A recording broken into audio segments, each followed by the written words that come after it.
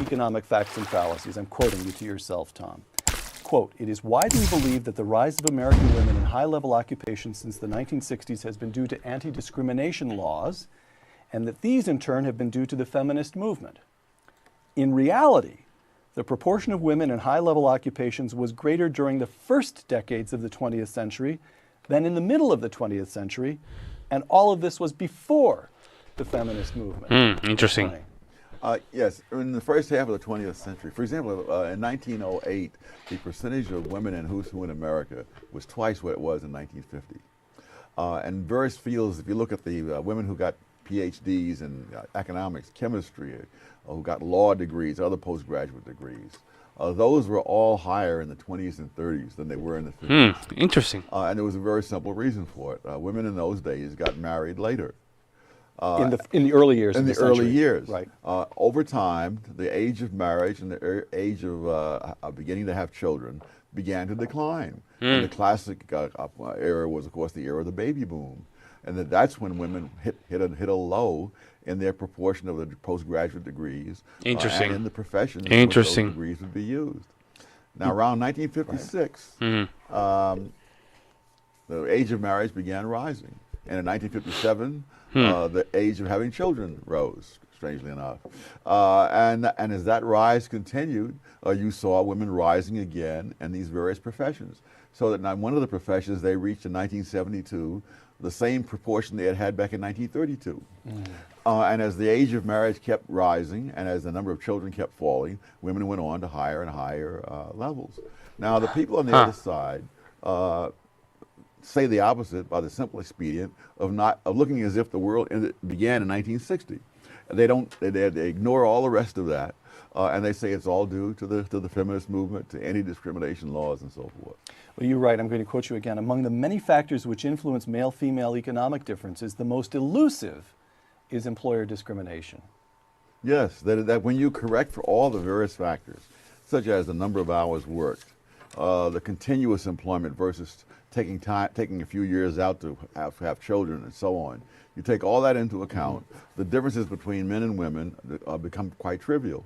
If you look at the academic world, or as far back as 1969, women who were never married and who had earned higher incomes than men who had never married. They became a tenured professor at a higher rate than men who had never married. Hi, why is that? That's a good question. Why is that the case? Why is that? What makes a woman a better employee than a man, if that's the case, Thomas? And then later on, if you look at the general population, if you take the women who are past the childbearing years and who work continuously, their incomes were higher than men who would work continuously, and so on. So the difference is that not that the employer is paying them differently, but that they have different characteristics. So the central variable in explaining economic differences between men and women is not employer discrimination, not the rise of feminism. It's that women, it's child rearing, marriage and child rearing. That's the variable. As that varies, a women's arrival or participation rate in high-level occupations varies with that. That's Absolutely. the okay. Now, in principle, you note, family responsibilities could be perfectly evenly divided between fathers and mothers. But that isn't the way it has worked in practice. Quote, I'm quoting you again, "Since economic consequences follow from practices rather than principles, the asymmetrical division of domestic responsibilities produces male-female differences in income," close quote. Question, what are the policy implications of that? If we become fixed on eliminating male-female income differences, is it the case that the only choice, the only route for doing that is to involve the government in redesigning the very nature of the family? Well, or am I leaping to a melodramatic conclusion? Well, in my opinion, it means that it's the opposite. The government has to be out of this, because all of the incentives that we currently have is just conducive to make sure the mom is always working. You get married, the females are incentivized to leave the marriage. You're a single mom, you have welfare, you have Section 8, you have all these programs. The government's already involved. So it has to be the opposite. We have to take the government out of this process. Yeah, and logically that's certainly true. However, not all domestic responsibilities can be shared equally, such as having babies. which is not an inconsequential thing since the existence of the human race depends on it. But what it means is that women make choices that make a lot of sense for them.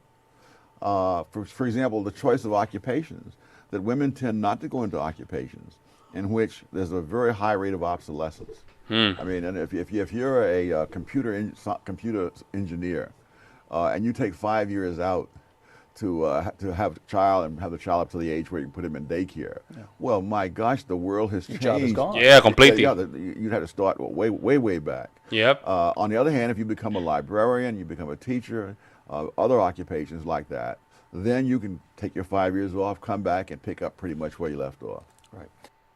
Not only that, let me mention something, and we don't talk about this, how females are and I have to say this with careful, have to be careful.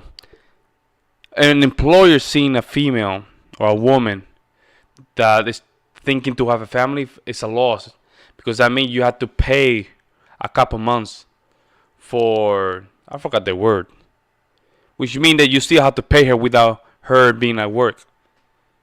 And I forgot what was the word. What was the word for that? But if you guys know, let me know in the comment section below. That is actually helping the cause of the female causes, right? It doesn't make economically sense, because that means that, first of all, I don't have to hire a woman, right? If I know there's a high chance she's going to be pregnant, that you have to maternity leave. There we go, maternity leave. That's what I'm saying. Maternity leave. So you have to pay for the maternity leave while she's not even working, right? We don't talk about these things. And the reason that we're in this situation when it comes down to marriages is that the government is way too involved in this. The paternity fraud is another problem. How is it that mom commits fraud, paternity fraud against dad, because now dad signed a paper saying that that kid is his son, even though we get a paternity test and happens to be that he's not the dad anymore? Hey, you're still gonna be in, we can sue you, or you can still pull child support, instead of you saying, you know what, there's a fraud committed here, there's fraud. But somehow the system is not working in a way where we can hold the female side of things accountable. The government is way too involved in this, I'm telling you. To all the folks over there, even if you know your son is your son, practice paternity tests. Practice that. There's no reason for us not to practice this kind of behavior, because even if you know your kid is your kids, make sure you're pushing this idea that, you know, people need to just know their kids are their kids. You know what's crazy? 30% of fathers in the United States, they're raising kids that are not yours after doing the test. Those are big numbers. What about the people that don't know? They do not know whether they're their real father or not. I'm telling you, and most of the time, females already know who the father is. Take that in mind.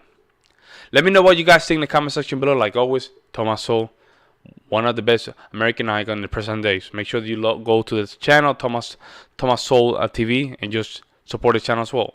With that, I'll see you in the next one. I'm out. Peace.